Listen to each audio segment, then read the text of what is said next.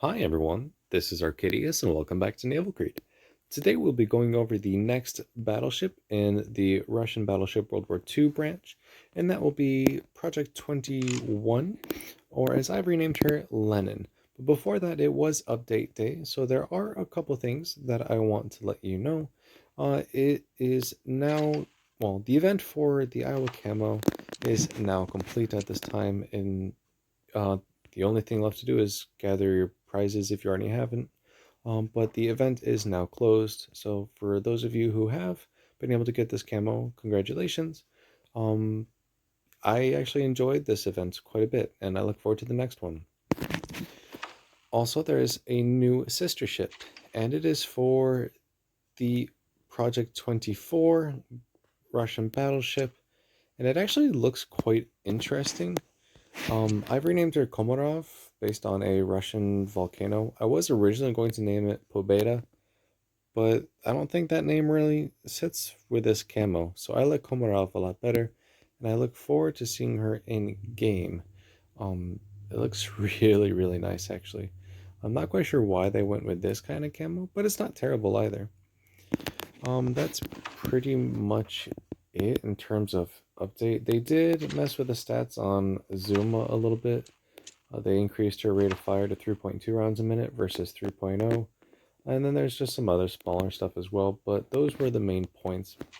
Nothing too exciting this week, which is fine. So that brings us to Lenin, which is the other, well, one out of three tier matchmaking 8 battleships. You also have Navarino, and you also have Kaliningrad at this tier.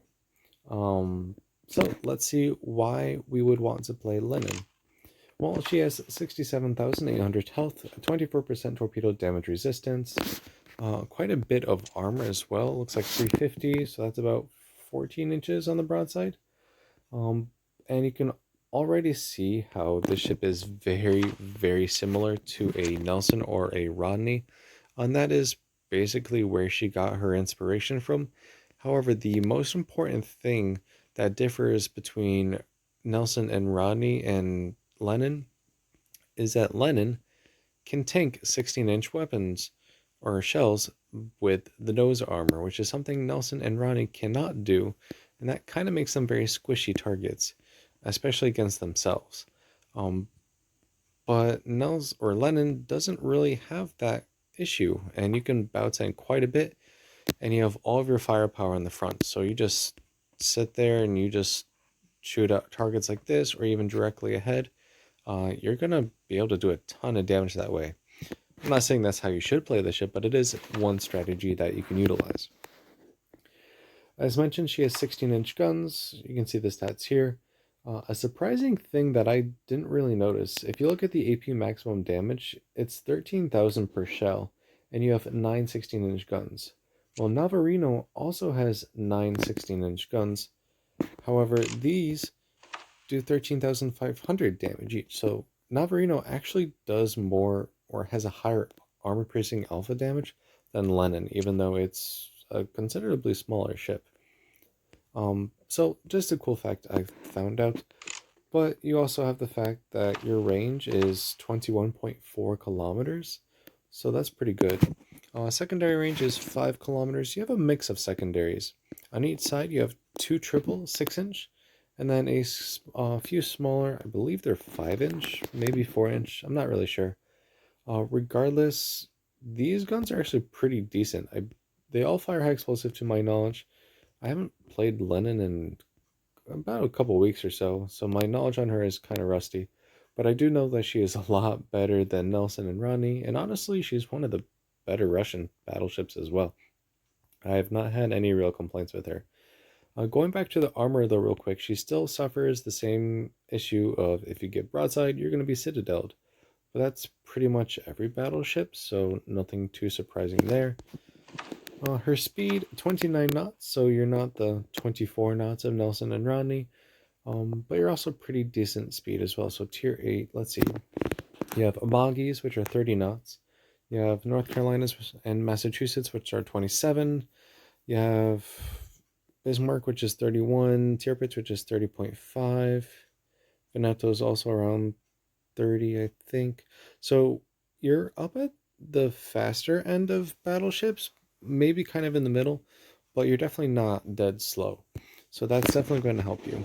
You also even come with a couple fighters. You have three of them, and they are LA-7 float planes, which is a very interesting float plane itself because I don't think there actually was a float plane like this. But I'm not really one of Russian aircraft, so maybe there was, who knows. Regardless, you have three fighters. AA defense. You have not terrible AA. We'll know more once we do all the stats clash between all these battleships, because honestly, they're still so new. I really don't know how their statistics compare against other battleships. But I highly doubt that they're going to have as much AA as something like Richelieu or Massachusetts, ships like that. But it still should be enough to shoot down some aircraft. And AA is not really what you're looking for in this ship. And with that, let's toss her into a game and see what we can do. Alright, here ourselves a game, a couple battleships, and only a few cruisers. Maybe not the best game to show, but we're going to absolutely crush these cruisers. And then North Carolina is actually a pretty decent ship, but if you still get broadside, you're going to regret it. Though she's quite hard to citadel, so that is an advantage she has over me. Alright, so let's just start moving. I do have health buffs and speed buffs applied at this time, so do keep that in mind. Another thing of interest between Nelson, Rodney, and Lenin is the, well, only ship of this kind of design currently that can equip high explosive. So Nelson and Rodney, they have the long fuse armor piercing, but neither one of them ever gets the ability to equip high explosive. So that's also something that Lenin has that they do not.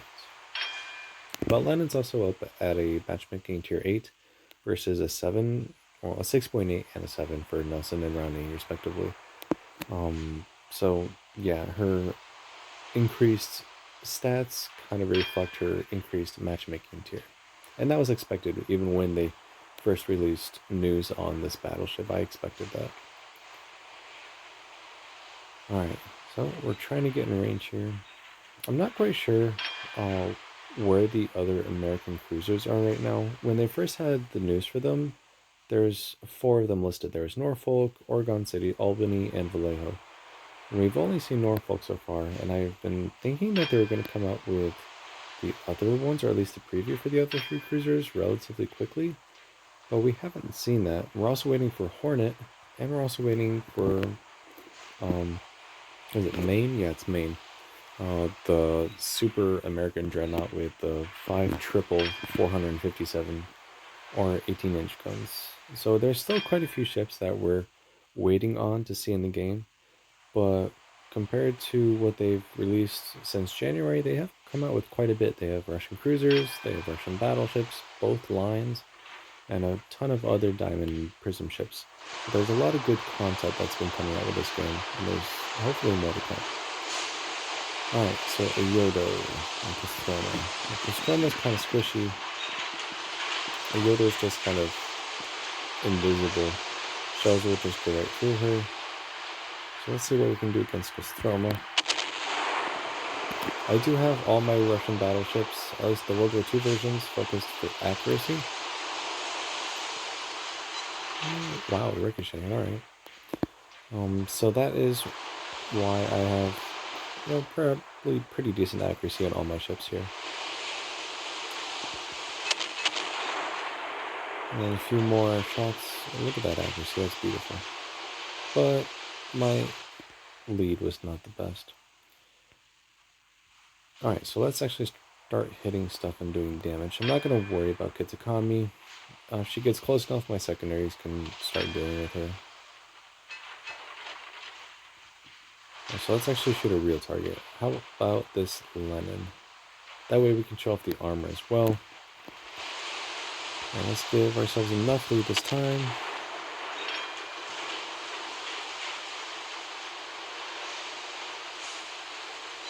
Yep. There we go, pretty decent. It's like only about 60% of my shells hit, 66. But it's still pretty decent amount. And we did a ton of damage too. Now, let's see if we can finish her off here.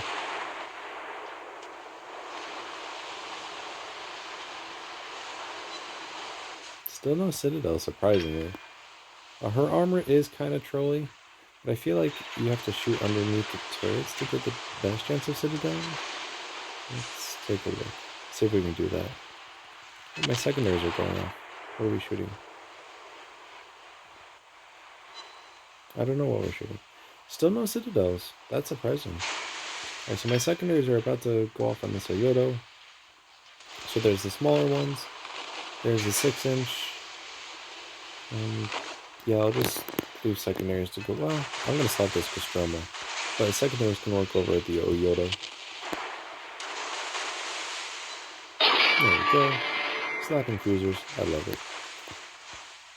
And secondaries can work over Yodo. They should be able to handle that, I think.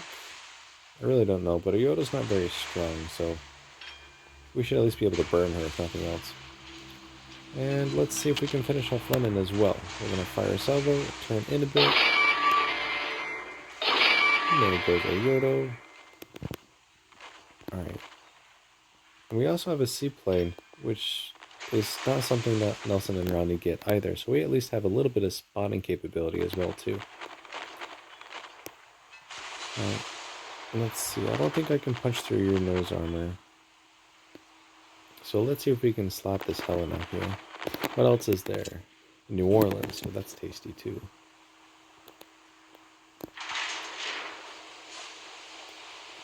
Let's see. New Orleans has a death wish. Alright. Let's see. Is that good? Ooh, I would think so. 3 pens and an overpen, and we damage the steering gear from this kind of angle? Interesting. We're going to try and cap this base. And then move on and take out both these cruisers first, since we have a pretty decent angle towards this North Carolina. But I will try and make it a little bit better. And then we'll just rush the North Carolina afterwards, as it looks like it's going on this side of the island anyways. As you can see here, I am able to battle tank the 16-inch shells from North Carolina without that big of a problem. I should easily be able to overmatch Helena, considering Scharnhorst can overmatch her with her 11s. Yep, not the best, but at least there's no ricochets. I'm thinking if New Orleans gets within secondary range, that those will be able to finish it off. So I'm going to focus on the Helena first.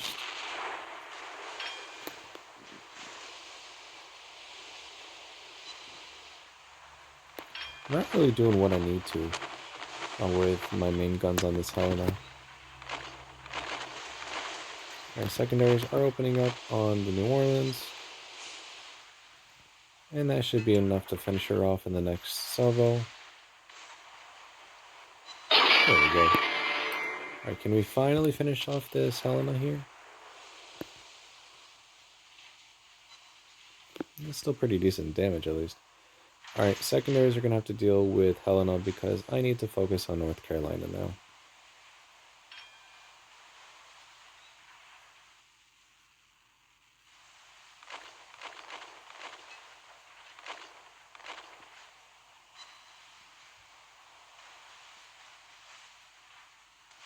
Alright, so secondaries are opening up.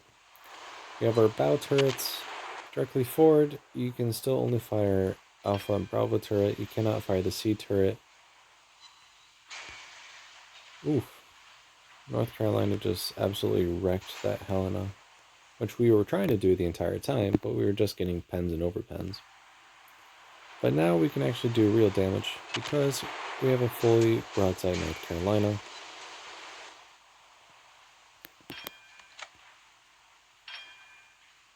And we are pretty much invincible at this kind of angle. Alright, so now we just gotta finish her off. Alright, so watch. Yep, they all bounce off. And you can kind of see how your secondaries are actually pretty useful. Obviously, I don't think I would recommend a full secondary build, but maybe putting a couple points, like a crew skill, would definitely be advisable. Alright, getting behind the North Carolina to limit the number of guns it can shoot at us. Also getting a pretty good angle to shoot at herself. Our secondaries might be able to actually finish her off. And there we go, secondary kill. Alright, so let's see how we did. It was a pretty short game with not a lot of ships, so I'm not really expecting much. But let's see. We still were able to do 232,000 damage. Sink 5 ships. Wasn't there only 5 ships? No, there's a little bit more. There's what, 1, 2, 4, 5, 6. There's 7. 87 shell hits, 7 aircraft shot down, so a lot of spotter aircraft were shot down. 4 citadels, 3 fires, even though we didn't fire a single round of high explosive on our main guns. 1 capped base, 3 defended caps, and 86 secondary hits. Almost 7,000 base XP. 206,000 damage was an armor piercing. 6,000 damage was from the 3 fires, and we were actually able to get 20,000 damage from our secondaries, which were firing high explosive. So, basic verdict: you have decent armor at the front, and kind of trolley armor on the side. Like the game we just played, I kept firing at the Lenin's broadside and just were getting pens and overpens. But I've had games where they were completely broadside and I was able to just one-shot them. If you've watched my compilations of the lightweight and solo mission, well, mainly just the lightweight missions for the most recent events, you can see how easy it is to kind of take out Lenin's, well, when broadside. Guns are really powerful and really accurate if you go for a full accuracy build. Secondaries are actually pretty decent as well. Like I said, putting a captain skill into secondaries is not a bad idea. AA show that off in this game, but we were still able to shoot down 7 aircraft, which isn't terrible. And then you have the fighter for additional spotting as well, and good speed. All in all, this is a really, really great battleship. I have no complaints at all about this battleship. If you know how to play Nelson and Rodney, you definitely know how to play this ship, and she's just a lot better.